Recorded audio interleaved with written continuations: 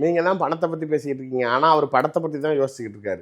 அதுவும் ஒரு பெரிய இஷ்யூ தானே. இன்னைக்கு அவரு ரொம்ப கஷ்டமா இருக்கு. படத்தை தான் நடிக்கிற நிப்பாட்டிட்டாங்க, நடிக்க போறதில்ல. நீங்களா ஒரு படம் தானே சாமிக்கு போட்டு இந்த சொல்ற மாதிரி என் பங்கு பால சாமிக்கு விட்டுருவாங்கிற மாதிரி ஒரு கடைசி படத்தை சாமிக்கு விட்டு போங்க. அந்த இடம் தான் இப்போ ஒரு பெரிய சிக்கலா இருக்கு. அந்த இடம் தான் நமக்கு வந்து விஜய் எந்த இடத்துல ஸ்டாண்ட் எடுக்கிறாரு, என்னவா இருக்காரு, கொள்கை எதிரி பாஜகன்ட்டாரு, அரசியல் எதிரி திமுகன்ட்டாரு. இப்போ படம் ரிலீஸ் ஆகுற இந்த ஸ்டேஜில் லாக் பண்ணி இந்த ஒரு மாதம் முடிஞ்சிச்சு, பிப்ரவரி ஸ்டார்ட் ஆயிடுச்சு.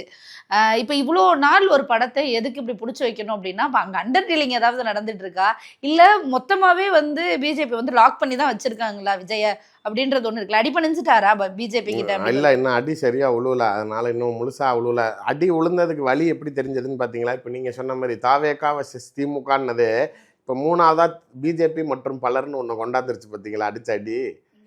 இவ்வளோ நாளாக என்ன மேடம் இப்போ நீங்கள் சொல்லிக்கிட்டு இருந்தது தானே சொல்லிக்கிட்டு இருந்தாரு, ஒன்று தாவேகா இல்லை திமுக அப்படின்னு.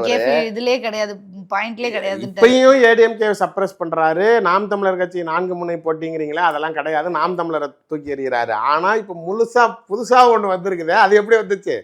எவ்வளோ பேர் வந்தாலும் சரிடா, நான் இந்த மாதிரி சொல்கிற மாதிரி இப்போ வாட்டர் மிலன் ஸ்டார் சொல்கிற மாதிரி நானும் அஜித்தா, நானா விஜயா, இல்லை பவர் ஸ்டார் சொல்கிற மாதிரி ஒன்றும் சூப்பர் ஸ்டார் இல்லை பவர் ஸ்டார்னார்ல, அந்த மாதிரி தானே இவ்வளோ நாள் சொல்லிக்கிட்டு இருந்தீங்க.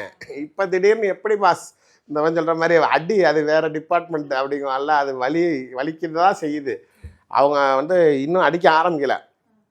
ஏதாவது பெரிய அடி கொடுக்கறதுக்கு வெயிட் பண்ணிட்டு இருக்காங்க. ட்ரெய்லர் போட்டாங்க, சிபிஐ இந்த சென்சார் அதெல்லாம் ட்ரெய்லர் போட்டு கொஞ்சம் அடித்து நாளைக்கு இப்போ வர வச்சிடலான்னு ட்ரை பண்ணாங்க. இவர் கொஞ்சம் அந்த சமயத்தில் டக்குன்னு பவுடன் ஆயிட்டாரு. ஆனதுக்கப்புறம் தான் 2 விஷயம் கண்டிஷன் வச்சிருக்காரு. ஓப்பனாக சொல்லணும்னா, என்கிட்ட சொன்ன ஆள் அந்த இன்னொரு கண்டிஷனை என்கிட்ட சொல்ல மாட்டேங்கிறார், நான் போய் வெளில சொல்லிடுவாரு.